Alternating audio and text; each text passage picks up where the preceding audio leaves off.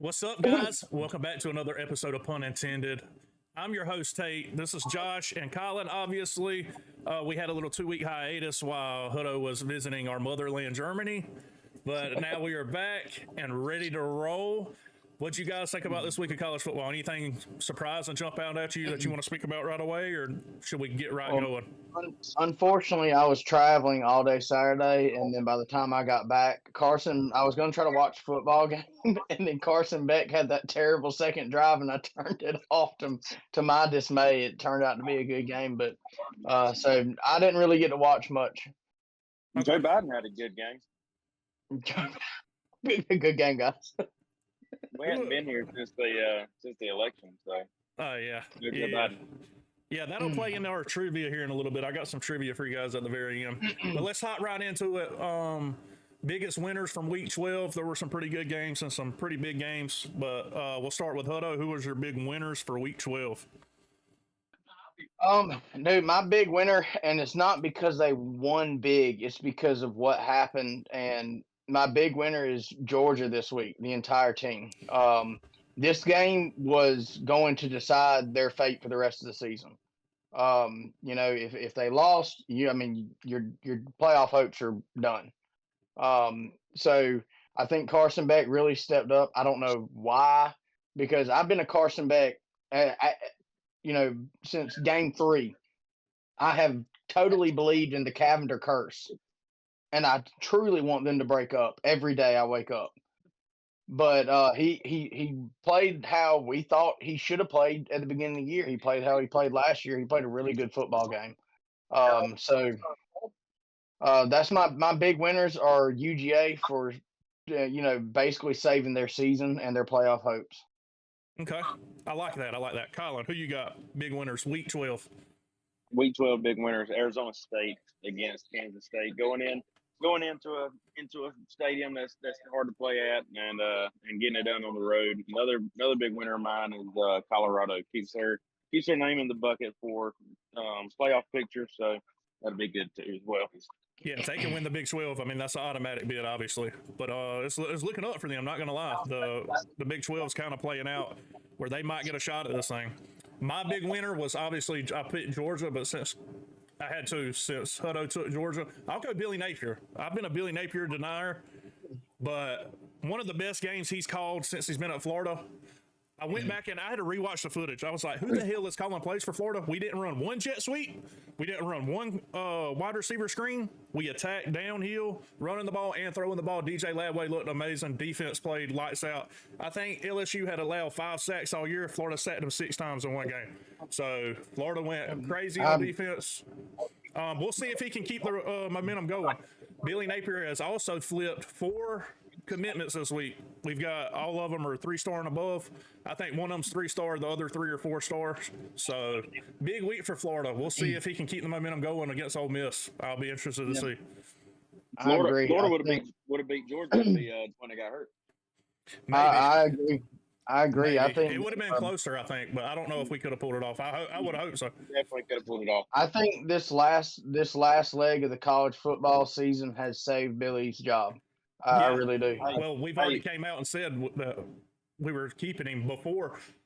That's what I don't understand. The timing of it all pissed me off, and that's why I was so mad. And then we get blown out by Texas the next week. I mean, blown out. Of course, we didn't have DJ Lagway. We didn't have nobody. But so my biggest thing too, my biggest winners, I'm gonna say Mike Bobo as well. So anybody about an offensive coordinator, because he found something. You saw what Carson Beck would do. He went to hand the ball. And oh my goodness, he kept it and he ran. So you have a read now. You can actually run a read option. So that's a big The question is, do you think Bobo has had this in his back pocket the entire time? Look, my thing of it is I don't think Carson wanted to run. Yeah, he looked good running the football Saturday night. Yeah. I mean, the touchdown on when the pocket broke down and they had good coverage, he was able to maneuver his way and score a touchdown. On the read, he also, like you said, he kept the ball. Great read for a first down. I mean, yeah, he had some big runs. And this can push us into this is that's why Carson Beck is my player of the week. Because he did something that he changed it up, did something that he has not been able to do so far this year. and especially with ETN being out, he really showed up for his team. Hey, Yeah, he did. ETN's a stud. Yeah, for ETN's sure. a stud. For sure. Now we'll move on to biggest losers. I'll start us off. Biggest loser for me, Tennessee. I didn't have a lot of faith that they'd go into Sanford Stadium in a night game and win. Especially, they said Nico was banged up. He didn't look that banged up to me. So that's not really an excuse. But their title hopes, the SEC title hopes, are gone at least, and they just didn't look really good. Now that could be a credit to Georgia playing probably one of their better games of the year. And I don't know. Tennessee just looks suspect to me. So they're my biggest losers. We'll go to Colin next. Who's your biggest loser, brother? My biggest losers. Oh my goodness! Hold on 1 second. I had something in my head and I didn't even think about it. Oh, Oregon. I mean, what in the world are we doing? What They are we didn't doing? even lose, but I get it. But still, Yeah. What are we doing in Wisconsin? They brought out the same mistakes that they had in the first two games. And I'm telling you, if we play Oregon, Georgia, Dylan Gabriel will not do anything. They're going to shut down. Hopefully, figure out that they can run some zone on these slants, play a little up on them, and get it done. So my biggest loser is Oregon. Can't stand them. Hey, there's Colin's prediction. If UGA plays Oregon, they will not get anything done. Nope. Love it. Hutto, who's your biggest losers, brother? I didn't watch enough this week to pick a big loser, so I'm going to have to pass on our big loser of this week. All right. So moving on, we'll go players of the week. Players of the week from week 13, we'll go with Hutto. He already told us his, but just reiterate it a little bit. Again, my player of the week is Carson Beck. I mean, you saw where I don't know if this was designed, by the coaching staff. I don't know if this was a decision between him and Bobo. Hey, we've got to do something to, open this offense up. But whenever as down as I have been on Carson Beck all year, whenever it mattered to keep us in the playoffs, he was there. He had a phenomenal game throwing. First game in 9 games without an interception. I'll throw that out there too as well. So, Carson Beck, good job, bud. What was that? What's behind me? That? I don't know. It's fireworks. Did you see that? Tate, did you do that? Did. No, I didn't do that. All right. My player of the week, Chuck Norris's black grandson. All right. This kid named Lenore Sellers out of South Carolina. 21 for 30, 353 yards, 5 tutties. All right. He ran 45 yards, 14 carries as well. Dude's a stud. I think if they wouldn't have lost that close one to LSU, they'd be in the playoff. I just want to point out that Colin isn't an Applebee's. I do have a question for you guys coming up after I give my player of the week. My player of the week, Florida kicker Trey Smack. Nothing that'll jump out off the tape at you, but I watched the game back yesterday and was just looking at it and breaking it down kind of. And those 2 kicks he made that were 50 plus, one right before half, and then one, I think it was late in the third quarter, gave us a lot of cushion where we could run the ball and just try to play defense. So big game for him, especially week before. I think he missed 2 kicks against Texas, and it's just uncharacteristic. Way to bounce back. And of course, the whole Florida defense, I'll throw them in there too. Shout out to y'all. So before we get into the pick 'em, and I had this wrote down before Colin said that, what do you think about a 9-3 South Carolina chance of making the playoff? They have wins over, these are all ranked wins too. Missouri, Vanderbilt, they were ranked at the time. A&M and Clemson. Their only losses are Bama, Ole Miss, and at the time LSU was still. This was towards the beginning of the year when South Carolina lost to them. LSU was playing much better than they are now. What do you think the chances are that they're not going to play in the SEC title game? I mean, that's a foregone conclusion. But do you think they can sneak in late over like maybe a 1-loss Big 12 team or a 2-loss Big 12 team? I think they would, but that's just my opinion. In my opinion, I think that there should be an argument for that. But at the same time, we're looking at it. There's a bunch of teams right now that are 2-loss that are really, really good teams. Like UGA, who's had very tough schedules. You have some other schools. I mean, Ole Miss. Ole Miss is, what are they? Do they have 3 losses? 2. Or 2. Ole Miss has 2 losses, and I mean, you gotta look and see what Ole Miss is. I mean, they didn't have their schedule was not really that slouch. So I mean, how can you really pass up all these 2-loss teams I feel like the college football playoff is the committee's going to screw something up this year. Oh yeah.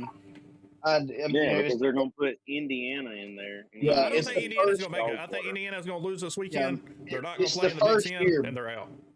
I couldn't even really tell you who I think deserves to be in it. I mean, I have my top five guy or teams that should be in it, but I feel like there's gonna be some point where somebody can say, "Oh, we got screwed," Yeah, So same thing with I the mean, two. South Carolina might be the team that is able to say, "Hey, we got screwed." Are they a good football team? Yes. Is this football team going in a much better direction than it has been the past 3 years? Absolutely. Um, but I just don't see it at this point. Yeah. Colin, what do you think? Same thing? I mean, who doesn't love Cox? Yeah. I think they're going to need some help for sure. I think they're going to need some help, some teams to lose, but I don't think it's out of the realm of possibility yet. All right, moving on. Upset alert for week 13. Colin, who are you putting on upset alert this week? Ole Miss. Look, I had them. Just Ole Miss. That's all I'm gonna say. All right, Ole Miss, I like it. Hutto, you're upset alert. I'm gonna have to go with Ole Miss as well. Florida has been firing off on Florida as much as I hate to say it. Florida has been firing off on all cylinders. I think that Billy has kind of he's energized and ready to play ball. He's at the beginning, it's always tough for somebody to perform. If you had to perform at your job, knowing everybody who knew about you having your job wanted you to lose your job, there was people at the university that want you gone. I mean, you had Tate King over here absolutely making banger YouTube videos about how much he hates him. I do So not hate Billy Napier. I just didn't, and I still am not sold on it by any means. One win Yeah. over LSU doesn't sell me on anything. They have played better, and the kids fight for him. But they have definitely So, played better, and I think that if you're playing in the swamp against I really do think the Georgia game could have gone differently if we weren't at Ole Miss. Home field advantage is everything. yeah. So I think Florida, might pull this one away, and it might be by more than one touchdown. We'll see. Billy has a chance to make a statement here. A lot of Florida fans, myself included, if he was to go, one of our first guys would be Lane Kiffin. That's who a lot of people want. They want to see offense. They want to see. I mean, they like his personality. I like Lane Kiffin. So he has a chance to make a statement Saturday in the Swamp. I'm excited for it. My upset alert is not Ole Miss just because I don't want to jinx us. I've got Ohio State. They're favored by 11.5 points. It just seems like a lot against a feisty Indiana team. I don't think, if I was betting, I wouldn't bet on Indiana to win the game, but if Ohio State slips up and plays bad, like they have a couple times this year, Indiana will hit them in the mouth. I can promise you that. It's kind of funny because I've seen like 5 or 6 videos explaining today why Ohio State are frauds. So you might be correct. The Well, we'll algorithm, see. They've got their the chance. algorithm is speaking. They've got their chance to make their statement. So does Indiana. Whoever loses, in my opinion, is probably out of the playoff. Ohio State sitting at 2 losses. You're not going to play in the Big Ten championship game. Your schedule's not that impressive. I mean, you played Oregon, Penn State, who's also not that good to me, and Indiana. But anyway, moving on. We'll try to get through this real quick. Pick 'em update. We hadn't picked in 2 weeks.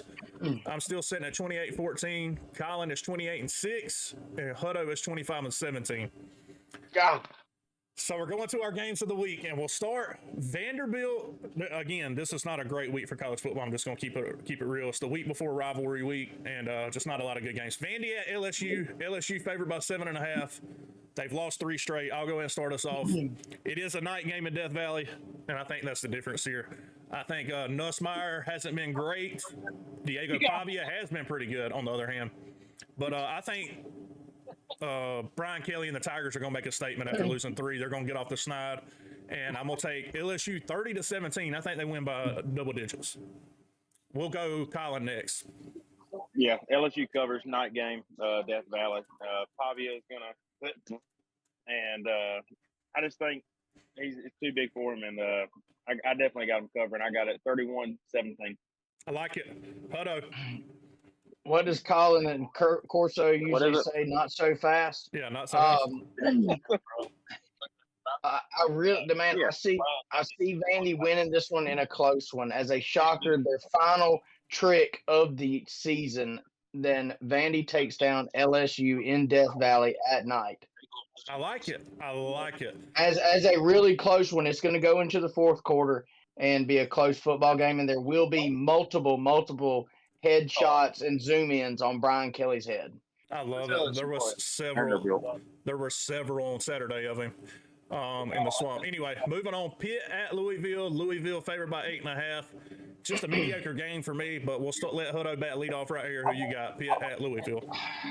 I think Louisville takes this one away, and I think they cover. I don't think they're really going to have any issues. They might stutter step, a little bit back and forth in the first and second quarter, but I think they walk off with it. No, I like it. Colin, who you got, buddy? Pitt at Louisville. What's the line? -8.5. Louisville favored by 8.5. Give me Pitt. Pitt. Give me Pitt. Well, give me Louisville game. Pitt. They're not going to cover. I like it. I like it. Hutto took Louisville. I don't think Louisville covers either. Been an up and down season for both teams. Pitt started out 7-0 and has now lost 3 straight. What is going on? I'm just going to take the home team. I don't really know what to expect. So I'll take Louisville in a lackluster game. They don't cover 24-20 cards.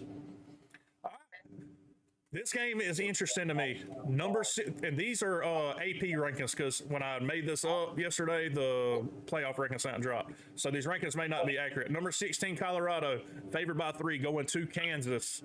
Colin, I'll let you lead us off right here.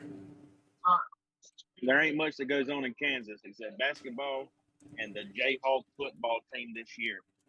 They're coming off a big win last week. They're not going to be riding the high. Shadur Sanders is going to be in the dirt most of the time.